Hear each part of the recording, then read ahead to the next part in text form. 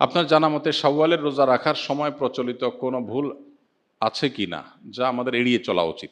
শাওয়ালের রোজা কেন্দ্রিক খুব কমন বড় কোনো ভুল নাই, তবে ভুল ধারণা আছে কিছু। যেমন অনেকে মনে করেন শাওয়ালের 6 রোজা লাগাতার রাখতে হয়, ধারাবাহিক রাখতে হয়। যদি এই ধারণা এখন আস্তে আস্তে পরিষ্কার হয়ে গেছে আমার মনে হয়। শাওয়ালের 6টা রোজার ফজিলতটা আমরা জানি। নবী সাল্লাল্লাহু আলাইহি সাল্লাম বলেছেন, মান সামা রমাদান সুম্মা আতবাহু সিত্তাম মিন শাওয়াল কানা কাসিয়ামিদ দাহর। যে ব্যক্তি রমজান রোজা রাখার পরে শাওয়ালের 6টা রোজা রাখবে, সে ব্যক্তি সারা বছর রোজা রাখার সওয়াব পাবে। এক হাদিসে নবী আলাইহিস সালাম এটার ব্যাখ্যাও করে দিয়েছেন। বিষয়টা এইভাবে যে রমজানের 30টা রোজা সচরাচর সর্বোচ্চ 30টা রোজা হয়, এটাকে প্রত্যেক আমলকে আল্লাহ তাআলা কমপক্ষে 10 গুণ বাড়িয়ে দেন। তাতে 30কে 10 দিয়ে গুণ দিলে 300 হয়, আর শাওয়ালের 6টা রোজা রাখলে আর 6 দুগুণে 60 হয়, তাহলে 360 চান্দ্র বছর হিসাবে 360 দিন। অতএব পুরো বছর রোজা রাখার সওয়াব পেতে হলে রমজান রোজার পরে শাওয়ালের 6টা রোজা রাখতে হবে।